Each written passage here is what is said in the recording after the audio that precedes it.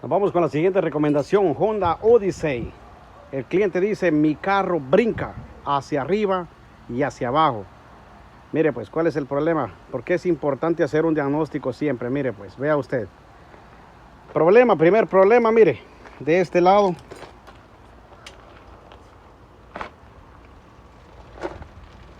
Traía lo que es el soporte partido, mire usted.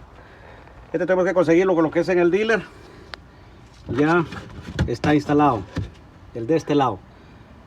Vean ustedes, partido. Este está instalado. Ahora vean el siguiente problema, el segundo problema. Mire usted. Pareciera como que fuera la transmisión el problema. Pero vean ustedes estos soportes. No le da cosa.